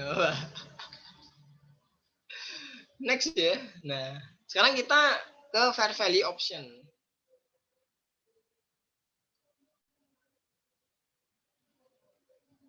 Terus fair value option nih. Nah, ini fair value option ini sebenarnya amortized cost, sebenarnya FVOC, cuma dia ada opsi fair value. Makanya dia dicatatnya ke opsi fair value sehingga pakainya adalah FVTPL.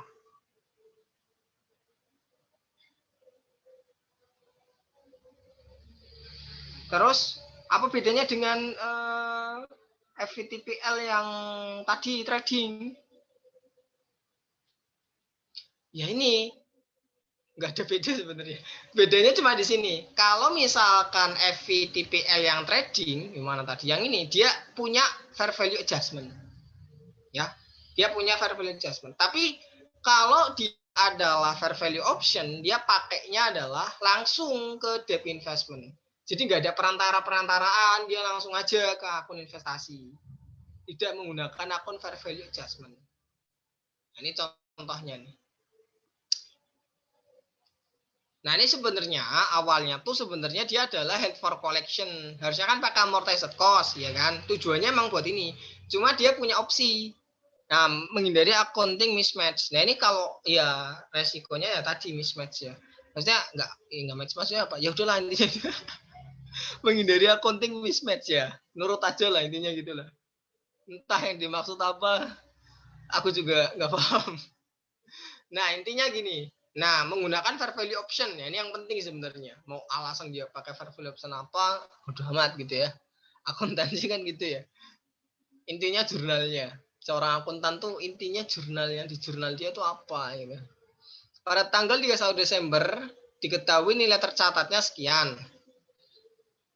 Obligasinya sekian. Amortized cost-nya 200.000, fair value-nya 205. Nah, berarti kan naik apa turun nih? Gampangnya carrying value-nya lebih kecil dari fair value. Berarti kan fair value-nya lebih besar gitu. Berarti investasi kita bertambah, naik gitu kan. Ya udah, berarti nanti debt investment-nya ini di debit. Ya, nggak pakai fair value adjustment, tidak, tapi langsung ke debt investment. Jadi langsung menambah debt investment. Terus diasumsikan misalkan 2 Januari menjual obligasi PT Sains dengan harga 203, sedangkan nilai wajar investasi saat itu 202. Ini nih, nanti muncul yang namanya gain or loss. Kan? Karena dia nggak pakai fair value adjustment, ya langsung revaluasinya langsung nanti. Nah, 2 Januari ini posisi amortized cost-nya berapa? 200.000. CV-nya 200.000. Ya kan? Terus fair value-nya 205. Ya kan? Ada selisih berapa? Selisihnya adalah 3. Benar nggak sih? Sorry, 203 fair value-nya. 202 lah. Ini pakai nilai wajar ya. Nilai wajar adalah 202. Nah, berarti ada 2000. Nah, awalnya adalah debt investment ini seakan-akan kalau kita pakai fair value adjustment ya. Nah, itu 5.000 ya kan? Awalnya 5.000 nih. Berarti mana? Sini ya, 5.000. Terus sekarang jadi 2.000. Nah, berarti harus di kredit 3.000. Nah, yang dikredit. Tapi yang dikredit bukan FIE, tapi yang dikredit adalah debt investment 3.000. Itu ya. Terus unrealized holding gain-nya 3.000. Dia masuk ke income ya. PL ini bukan perempuan laki-laki ya, tapi profit or loss. Itu income statement maksudnya.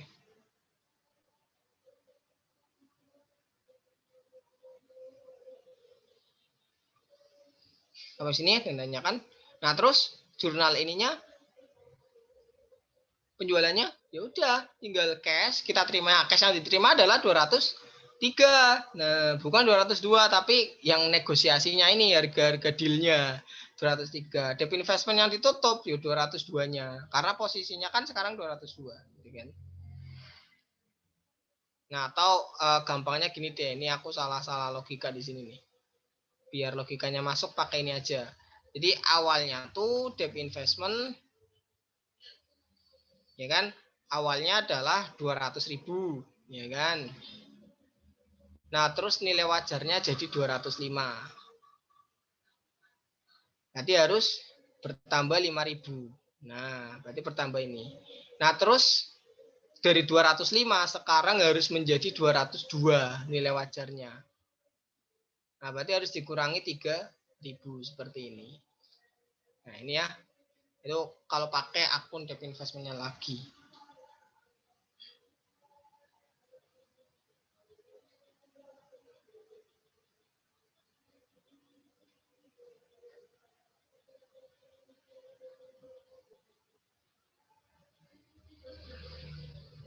Kalau sini tentunya kan ada gain. Kenapa ada gain? Yuk, karena ada tadi ada perbedaan antara nilai wajar dan negosiasinya. UGL yang 2000 langsung masuk debt investment. 2000 yang mana? 2000 yang mana? Yang ini? Enggak, ini selisihnya. Jadi fair value-nya tuh jadi 202. Berarti nanti kayak gini. Jadi kalau yang fair value option jangan Pak. Ini konsepnya sama kayak FVA ya. Cuma debt investment-nya tuh menjadi saldo akhir gitu. Kan awalnya 5K, di debit 2K, 3. Nah, ini udah ngantuk nih kayaknya nih. Kan awalnya 5K. Gimana sih? Berarti kalau fair value option gak ada amortisasi ya? Ya ada. Loh ini namanya apa? Amortized cost kan? Ini amortisasi. Iya kan? Ini amortized cost. Nah, gitu ya. Ini sama kayak fair value option yang bonds juga. Kan itu di ini juga. Di apa sih namanya tadi? Di amortisasi juga. Gitu kan? Kan awalnya WGL terus debit 3K, sisa 2K langsung masuk debit. Loh, kok sisa 2K sih?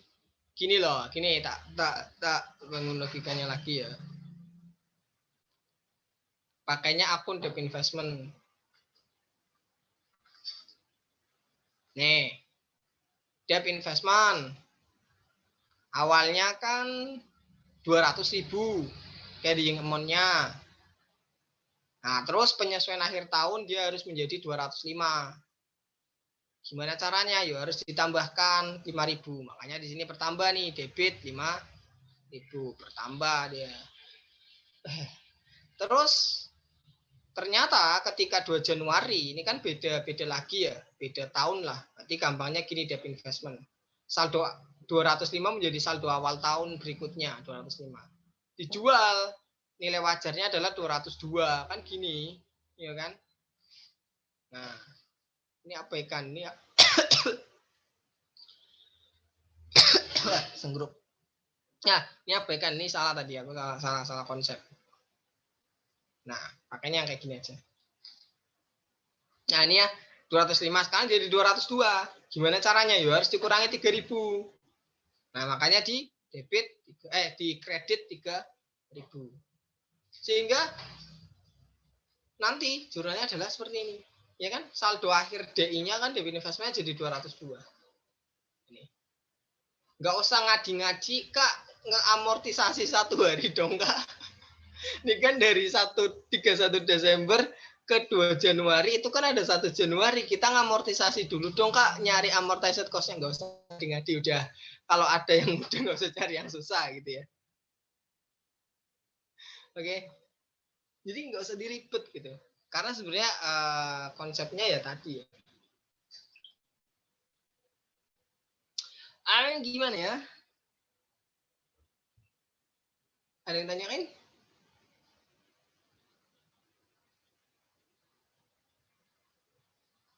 Ada yang tanyakan? Ada yang tanyakan? Kalau nggak ada, apa nih? Kalau nggak ada, lanjut. Kalau nggak ada, lanjut. Oke. Okay. Thank you. See you next week. Oke. Okay. Pengennya sih soal, cuma nggak nyampe gitu. Maksudnya barangkali terlalu malam nanti kalian nggak fokus nanti. Oke, kalau nggak ada yang ditanyakan, kita cukupkan hari ini. Oke, atau ada yang tanyakan dulu? Malah jauh ipal. Oke, kalau nggak ada yang tanyakan, tak cukupkan buat malam ini. Itulah penjelasan tentang debt investment yang sebenarnya menarik gitu ya, menarik untuk dikupas. Cuma ruwet, ya ruwetnya tapi menarik gitu. Ya, karena aku suka yang ruwet-ruwet gitu. Jadi besok ya. Nah, nanti kan next weekend sebenarnya kan curhat day ya. Sebenarnya kan curhat day sebelum liburan tuh. Nah, niatnya mau tak pakai ini aja pertemuan 7 biar kelar gitu, biar sebelum liburan tuh kalian udah pro semua materinya itu. Oke. Kak bisa di-share coretan slide-nya. Ya udah nanti tak share ya kalau nggak lupa. Oke, kita cukupkan ya, kita doa dulu, berdoa, mulai.